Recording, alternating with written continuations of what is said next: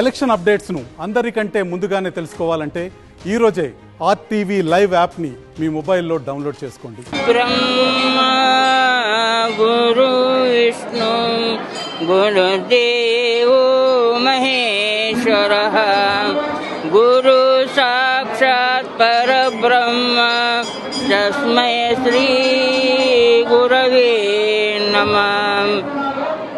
ಪ್ರಥಮೆ सिद्धिपेट का क्षेत्राधिपति ಆಗಿರ್ತಕ್ಕಂಥ श्री नीलकंठेश्वर स्वामी जी के नमन करके और हमारे सभी भक्तजन कुरेन शेट्टी समाज लोगों का शुभ आशीर्वाद करने के लिए आज नीलकंठेश्वर स्वामी देवस्थान में नीलकंठेश्वर स्वामी का कल्याण महोत्सव और शाम को महारथोत्सव है.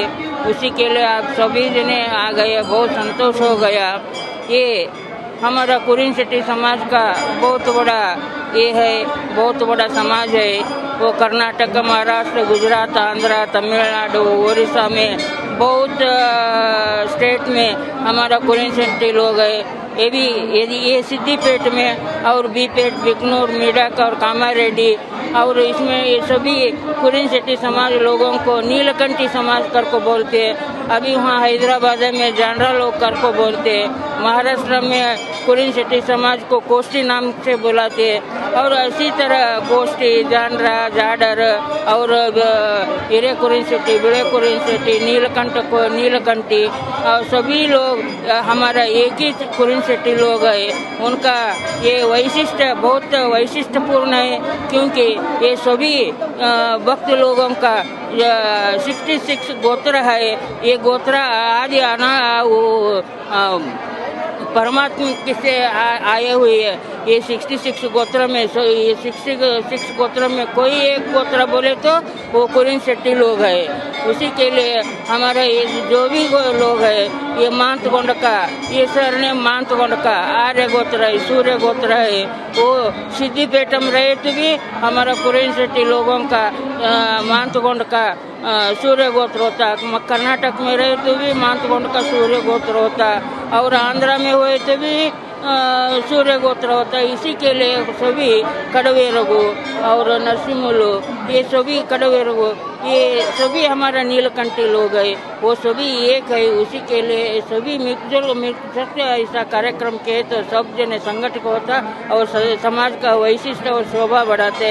इसी तरह धार्मिक कार्यक्रम को हमारे भक्त लोग अति विजृंभण से आज के दिन अति विजृंभण से परमात्मा का नीलकंठेश्वर परमात्मा का सेवा कर रहे हैं. उसी के लिए ये आए हुए सभी भक्त लोगों को नीलकंठेश्वर कृपा कटाक्ष से सभी उनको और उनका वंशस्थ को नीलकंठेश्वर परमात्मा सदा सुख संतोष समृद्धि कर को होना कर को हमें शुभ आशीर्वाद देते हुए सभी भक्त लोगों को मैं कल्याण का आशीर्वाद देता हूँ. आशीर्वाद. పట్టణంలో ఉన్నటువంటి నీలకంఠేశ్వర స్వామి ఆలయ 33వ వార్షికోత్సవం సందర్భంగా ఈ కార్యక్రమాన్ని నిర్వహిస్తూ ఉన్నాం. ముఖ్యంగా 33వ వార్షికోత్సవంలో మా గురువైనటువంటి సమాజ గురువైనటువంటి శ్రీ నీలకంఠ దత్తాత్రేయ స్వామి గారు రాబోతా ఉన్నారు. వారిని కూడా సాధారణంగా ఆహ్వానించి మా సమాజం అంతా కూడా ఏదైతే ఉందో ఈనాడు కళ్యాణోత్సవం అయిన తర్వాత రాత్రి రథాన్ని కూడా ఊరేగింపు కార్యక్రమం సిద్దిపేట పట్టణంలో ఉంది.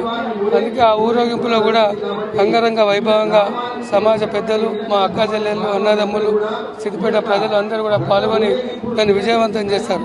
ముఖ్యంగా రథం అనేది చాలా ఏళ్ళ కింద ఎన్నడో శర్వేశ్వర స్వామి ఆలయం దగ్గర చూసాం.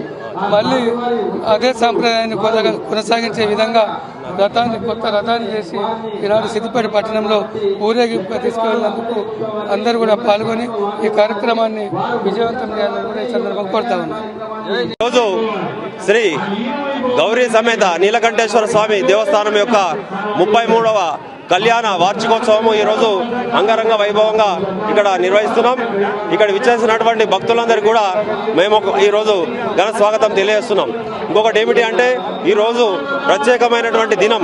ఎందుకంటే ఈరోజు కళ్యాణోత్సవానికి మా నీలకంఠ సమాజ కుల గురువు పీఠాధిపతి అయినటువంటి ఆ నీలకంఠ పట్టాచార్య స్వామి వారు విచ్చేస్తున్నారు. అంతేకాకుండా ఈ రోజున ఈ 33వ వార్షికోత్సవం సందర్భంగా నూతన రథోత్సవాన్ని కూడా ఈరోజు ప్రారంభిస్తూ ఉన్నాము.